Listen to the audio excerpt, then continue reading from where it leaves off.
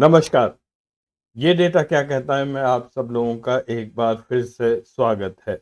मैं हूँ अजय प्रकाश। एक रिक्वेस्ट है कि आप जिस भी चैनल पर ये प्रोग्राम देख रहे हो और आपको अच्छा लगता है तो उसे कृपया लाइक करिए और उस चैनल को सब्सक्राइब भी करिए। आपके कमेंट्स का हमेशा हम लोगों को इंतज़ार ही रहता है। हमारी केंद्रीय सरकार और खासकर मोदी जी की कुछ मनचाहिता ऐसी परियोजनाएं हैं जो कि उनके फेल होने की लिस्ट काफ़ी लंबी है। लेकिन हम सबके साथ प्रॉब्लम ये है कि हम लोगों की याददाश्त इतनी छोटी होती है कि हमको वो स्कीम्स का लॉन्च करना तो याद रहता है क्योंकि मोदी जी उसको एक इवेंट बना देते हैं। लेकिन जब वो फेल हो जाती हैं तो वो बगैर किसी शोर शराबे के वो सीन से गायब हो जाती हैं। उसकी यही एक निशानी है कि मोदी जी और उनके मंत्री उस बारे में बात करना बंद कर देते हैं। तभी आप समझ लीजिए कि ये परियोजना बिल्कुल फेल हो चुकी है। डिमोनेटाइजेशन कभी हम भूल नहीं सकते हैं। रात 8 बजे से जब वो नोट इन्होंने बंद किए थे, लेकिन जब वो फेल हो गई तो आज ना तो मोदी जी ना उनका मंत्रीगण, डिमोनेटाइजेशन बिल्कुल खत्म ही हो चुका है। लेकिन देश उसकी भरपाई, उसके कॉस्ट ऑफ डिमोनेटाइजेशन अभी तक चुका रहा है। इसी तरह जीएसटी का खराब इम्प्लीमेंटेशन, जीएसटी नहीं उसका इम्प्लीमेंटेशन, वो शायद ही किसी अन्य देश में रात को 12 बजे घंटी बजा के हुआ होगा। वो तो हमें याद है। लेकिन जितनी उसमें प्रॉब्लम्स आ रही हैं वो किसी को भी अभी पता नहीं है। वो वापस से वो टैक्स जो सिंगल टैक्स होना था नेशन के लिए, वो वापस 5 6 7 तरह के टैक्सेस दोबारा आ गए हैं। आगे बढ़ने से पहले एक अनाउंसमेंट। अभी अभी पता चला है कि 19 जनवरी को हमारे प्रधानमंत्री मोदी जी हैदराबाद आ रहे हैं। यहाँ पर इलेक्शन की कुछ सरगर्मियां तो शुरू हो ही चुकी हैं। अमित शाह यहाँ पर होके जा चुके हैं और जहाँ पर भी इलेक्शन हो वहाँ मोदी जी को तो आना ही है।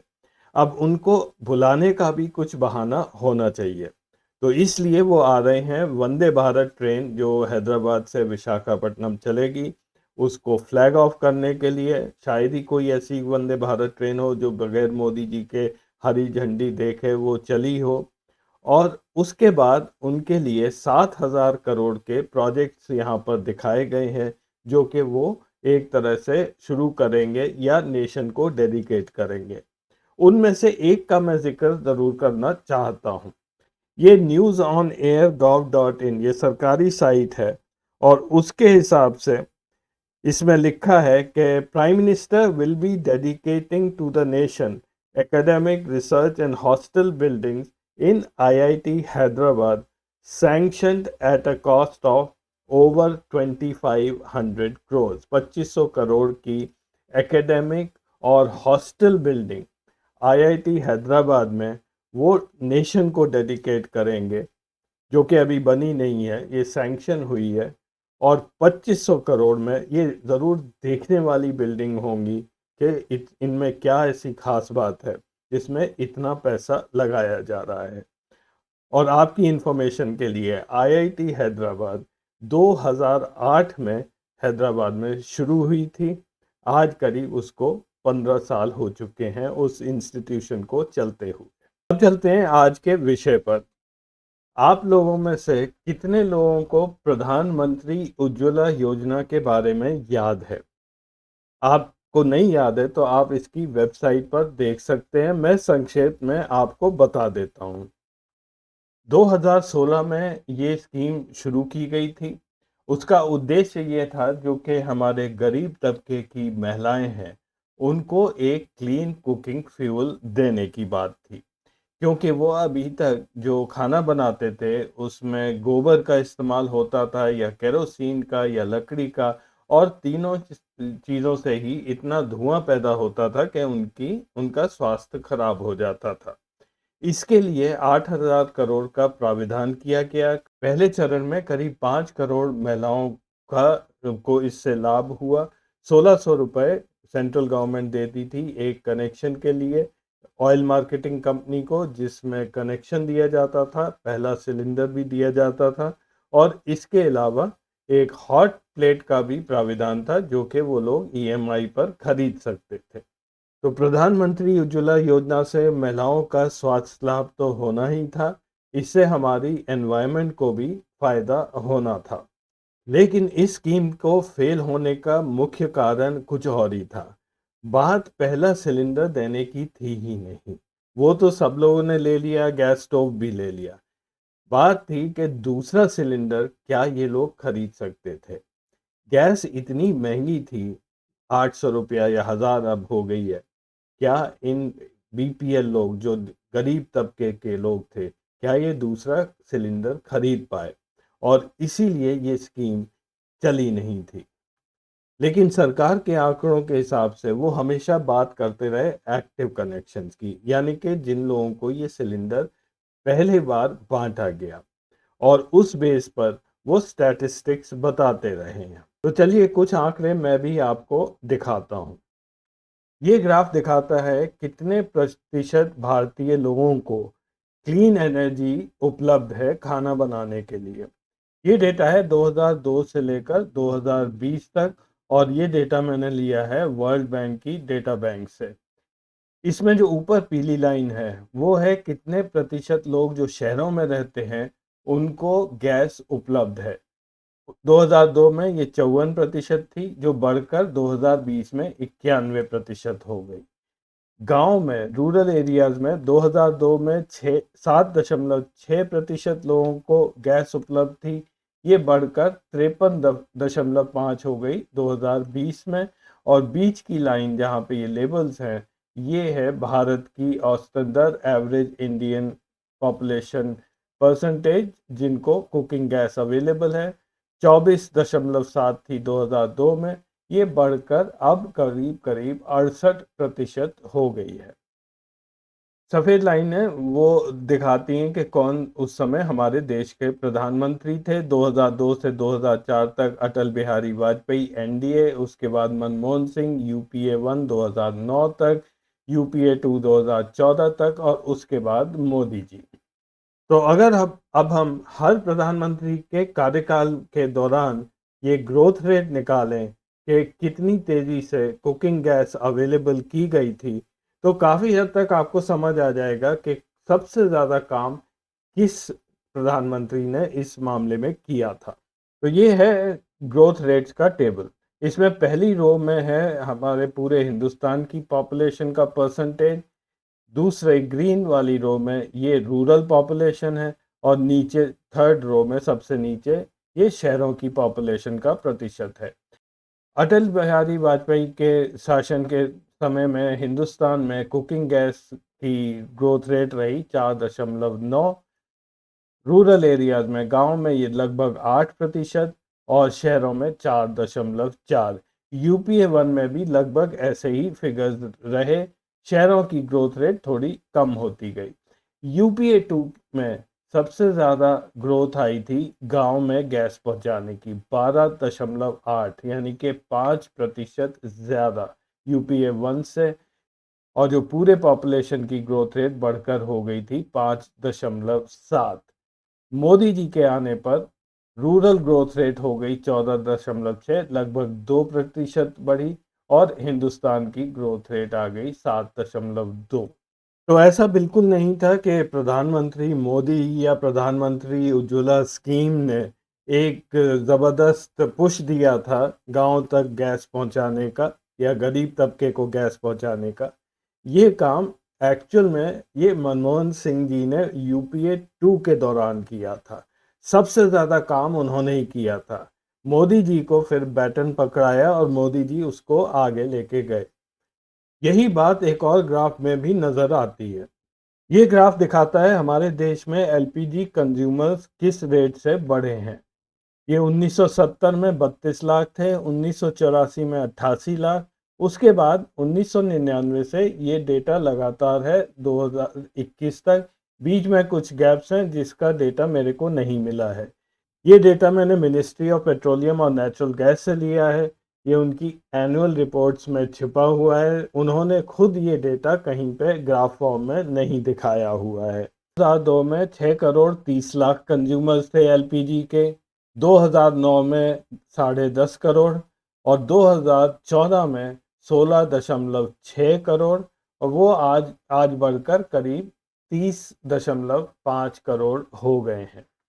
अब ये डेटा निकालने में काफ़ी रिसर्च करनी पड़ती है, क्योंकि ये आसानी से अवेलेबल नहीं है। सरकारी वेबसाइट्स में भी बहुत मुश्किल से मिलता है। और अगर आप प्रधानमंत्री उज्ज्वला स्कीम का आप वेबसाइट देखेंगे, तो ये डेटा कुछ और ही तरह से ये प्रेजेंट किया गया है। उदाहरण के तौर पर मैं ये 3 स्लाइड्स दिखा रहा हूँ जो वेबसाइट पर हैं। पहली चीज़ ये है कि इसमें 2014 को कंपेयर किया गया है आज से, यानी 2020-21 से। तो ये डेटा सिर्फ मोदी जी के जब वो प्रधानमंत्री थे उसी के पीरियड का ये डेटा दिखाया जा रहा है, उससे पहले का वहाँ कुछ नहीं है। और दूसरा, जैसे ये एलपीजी सेल्स है, इसमें अब वो टीएमटी ट्रिलियन मेट्रिक टन में बात करते हैं, और टीएमटी समझना एक आम आदमी के लिए काफ़ी मुश्किल है। उसी तरह फिर डिस्ट्रीब्यूटर नेटवर्क की बात की है, और लास्ट का ये जो स्लाइड है ये काफ़ी इंटरेस्टिंग है। इसमें प्रधानमंत्री उज्ज्वला योजना के कस्टमर्स की बात की है।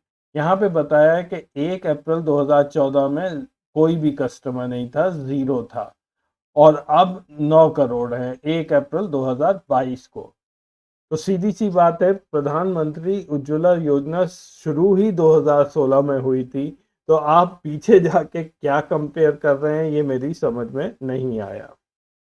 तो एक नज़र एलपीजी कंज्यूमर्स के बढ़ने की एवरेज ग्रोथ रेट पर। 1970 से 1999 के बीच में कंज्यूमर्स बढ़े 8.9% से। सबसे ज़्यादा ग्रोथ रेट आई थी अटल बिहारी वाजपेयी के समय 1999 से 2004 तक 15.1% से कंज्यूमर्स बढ़े। ये सबसे हाईएस्ट ग्रोथ है। उस समय कंज्यूमर्स भी कम थे, इसलिए बहुत जल्दी से ये बढ़ने शुरू हो गए। मनमोहन सिंह यूपीए 1 में 6.5, फिर यूपीए 2 2009 से 2014, यहाँ पे कंज्यूमर्स बढ़े 9.5% से। मोदी जी का पहले टर्म में 2014 से 19 तक 9.8, जो कि यूपीए 2 के ग्रोथ दर के ऑलमोस्ट बराबर ही था। और मोदी जी के दूसरे टर्म में 2019 से 2021 के बीच में कंज्यूमर्स की ग्रोथ दर में कमी आई है, ये 7.3% है। अब मैं अंत में कुछ आपको तथ्य दिखाऊंगा और इसी के साथ ये एपिसोड भी ख़त्म करेंगे कि मनमोहन सिंह के यूपीए 2 में कितना बड़े काम हुए थे, जिसको बाद में बीजेपी सरकार ने एक तरह से हाईजैक कर लिया उनके प्रोग्राम और उसको आगे बढ़ाया। और फिर बाद में मोदी जी ये बोलते रहे कि पिछले 70 सालों में कुछ भी नहीं हुआ। पहला फेज था 1955 से 1970 का, जो कि अर्ली ईयर्स थे, जहाँ पे एलपीजी का आइडिया बना था और फिर इसको कंज्यूमर्स तक कैसे सप्लाई किया जाए ये सोचा जा रहा था। पहला कनेक्शन एलपीजी का 22 अक्टूबर 1965 को, जब लाल बहादुर शास्त्री जी जब प्रधानमंत्री थे, तब कलकत्ता में दिया गया था। अब मेरे को तो कुछ ऐसा याद नहीं है कि जब पहला कनेक्शन दिया गया तो लाल बहादुर शास्त्री जी ने उस बेनिफिशियरी को बुला के अपने हाथ से वो सिलेंडर दिया हो और फोटो खिंचवाई हो। दूसरा फेज था 1970 से 2002 तक। इसमें पूरा जो काम था वो गैस सप्लाई को इम्प्रूव करना था, कंज्यूमर के दरवाजे तक पहुंचाने का, यानी कि प्रोविजनिंग का। सप्लाई चेन ठीक की गई, ऑयल कंपनीज को नेशनलाइज किया गया और एक प्राइसिंग और कॉस्टिंग का मैकेनिज्म बनाया गया। उस समय कॉस्ट पर इतना ध्यान नहीं दिया गया, उसमें जोर ये था कि किसी तरह सबको गैस मिलनी चाहिए। तीसरा फेज था 2002 से 2012 तक। इस दौरान नए कनेक्शंस बनते गए, धीरे धीरे कंज्यूमर्स बढ़ते गए, सप्लाई चेन भी ठीक होने लगा, लेकिन साथ ही इंटरनेशनल मार्केट में गैस और पेट्रोल की प्राइसेस भी बढ़ने लगी। इससे जो कॉस्टिंग और प्राइसिंग मैकेनिज्म था वो गड़बड़ा गया, और इस प्राइस राइज का इफेक्ट कंज्यूमर्स पर ना पड़े तो गवर्नमेंट्स इसमें सब्सिडी देने उन्होंने शुरू कर ली। वो पहले बहुत कम थी, लेकिन धीरे धीरे इतनी ज़्यादा हो गई कि उससे बजट भी हिंदुस्तान का हिलने लगा। यही नहीं, क्योंकि एक सब्सिडी दी जाती थी, तो सिस्टम में लीकेजेस बहुत थे, ब्लैक मार्केटिंग थी और इसका इफ़ेक्ट ये हुआ कि नए कस्टमर्स बनाने ऑयल मार्केटिंग कंपनीज़ ने बहुत धीरे कर दिए। आपको याद होगा कि अगर आप गैस के लिए उन दिनों अप्लाई करते थे, तो सालों वेट करना पड़ता था, 2, 3, 4 साल तक इसका वेटिंग टाइम था। तो इससे गवर्नमेंट से एक डिससैटिस्फैक्शन भी बढ़ने लगा। 2011 तक गैस सब्सिडी और फ्यूल सब्सिडी इतनी ज़्यादा हो गई थी कि उसका असर हमारी जीडीपी की ग्रोथ पर पड़ने लगा। ये ग्रोथ कम होने लगी और इसीलिए इस डायरेक्शन में मनमोहन सिंह सरकार ने एक वॉर फुटिंग पर काम शुरू कर दिया और इस पूरे एफर्ट का ऑब्जेक्टिव ये था कि किसी तरह जो सब्सिडी है उसको कम किया जाए। वो जो लीकेजेस हैं सिस्टम में, ब्लैक मार्केटिंग है या सिलेंडर्स इधर के उधर हो जाते हैं, कमर्शियल यूज़ में आ जाते हैं, उस सब को ख़त्म किया जाए। पहली चीज़ ये की गई कि डोमेस्टिक सिलेंडर्स पे एक कैप लगा दिया था कि अगर आप उससे ज़्यादा अगर कंज्यूम करेंगे तो आपको नॉन सब्सिडाइज सिलेंडर मिलेगा। आपको याद होगा शायद ये फिगर पहले 9 का रखा गया था, फिर बीजेपी ने इतना ज़्यादा शोर मचाया कि उसको शायद 12 कर दिया गया था। दूसरी चीज़ मनमोहन सिंह जी ने की थी कि आईटी का इस्तेमाल करना, ये फोर्स किया था ऑयल मार्केटिंग कंपनीज पर। उससे पहले ये ऑनलाइन कुछ भी नहीं था। ये ट्रांसपेरेंसी पोर्टल बनाए गए जहाँ पे आप बुकिंग कर सकते हैं, अपना स्टेटस देख सकते हैं और काफ़ी सारी चीज़ें ऑनलाइन कर दी थी। इससे कंज्यूमर्स को एक तरह से विजिबिलिटी आ गई थी और सप्लायर्स पर ट्रस्ट बढ़ने लगा था। तीसरी चीज़ थी कि ये डिसाइड किया गया कि हम सिलेंडर को कम दाम में नहीं बेचेंगे, सब्सिडाइज रेट पर नहीं बेचेंगे, बेचेंगे पूरे दाम पर, लेकिन वो जो सब्सिडी अमाउंट है वो डायरेक्टली कंज्यूमर को दी जाएगी। अब ये बहुत ही बड़ा एक एक प्रोजेक्ट भी था और ये सोच भी बहुत बड़ी थी कि करोड़ों लोगों तक, जो उस समय करीब 20-25 करोड़ लोग कंज्यूमर्स थे, उन तक ये सब्सिडी कैसे पहुंचाई जाए। तो इसके लिए आ गया आधार, नंदन नीलेकनी, और आधार पर काम हुआ।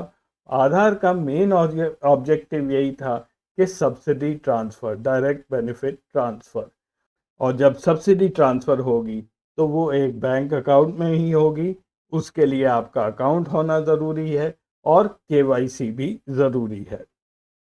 तो एलपीजी की यात्रा के कुछ की माइलस्टोन की डेट्स आप देखिए।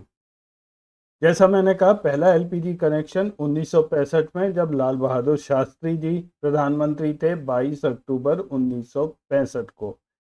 पहला आधार कार्ड 29 सितंबर 2010 में इशू किया गया था, तेमली विलेज में, नंदरबार डिस्ट्रिक्ट, महाराष्ट्र में। रंजना सोनावने पहली महिला थी जिनको आधार कार्ड दिया गया था।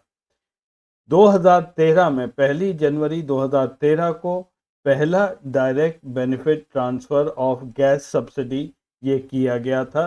इस दौरान, पूरे दौरान 2010 से 2013 तक, ये यूपीए 1, यूपीए 2 की सरकारें थी, मनमोहन सिंह जी प्रधानमंत्री थे। और 2014, 28 अगस्त 2014 को, जन धन अकाउंट की जो स्कीम थी वो मोदी जी ने लॉन्च की थी। जब 2012-13 में डायरेक्ट बेनिफिट ट्रांसफ़र की बात हुई थी, तो बैंक अकाउंट होना तो तब भी आवश्यक ही था, लेकिन मोदी जी ने आके उसको एक ब्रांडिंग कर दी और उसको आगे बढ़ाया। इतना तो क्रेडिट मोदी जी को मिलना ही चाहिए। और चलते चलते मैं एक ट्वीट दिखा रहा हूँ मोदी जी की, अप्रैल 8 2014 की, जिसमें उन्होंने कहा है कि आधार के बारे में, जो आधार की टीम है और ना ही प्रधानमंत्री यानी मनमोहन सिंह, उनके जो क्वेश्चंस थे, सिक्योरिटी थ्रेट जो इंडिया को है आधार से, उसके बारे में वो कुछ नहीं बोल पाए। There is no vision, only political gimmick, ये उन्होंने आधार के बारे में कहा था। और उसी मोदी सरकार ने जब 100 करोड़ आधार कार्ड बांटे गए थे, तो उसको सेलिब्रेट किया था। और उस समय के कम्युनिकेशन मिनिस्टर रविशंकर प्रसाद जी ने कहा कि आधार की वजह से जो जो बिचौलिए लोग हैं वो ख़त्म हो गए हैं और ये गुड गवर्नेंस का एक प्रतीक है। तो प्रधानमंत्री उज्ज्वला योजना भले ही ना चली हो, लेकिन आधार, मनरेगा, डायरेक्ट बेनिफिट ट्रांसफ़र और भी कई चीज़ें, रूरल हाउसिंग, वो सारी धीरे-धीरे जितनी अच्छी चीज़ें कांग्रेस ने की थी, वो सारी धीरे-धीरे बीजेपी हाईजैक करती जा रही है। तो आज के प्रोग्राम में बस इतना ही। अगले हफ्ते फिर मिलेंगे कुछ नया डेटा लेकर। तब तक के लिए नमस्कार।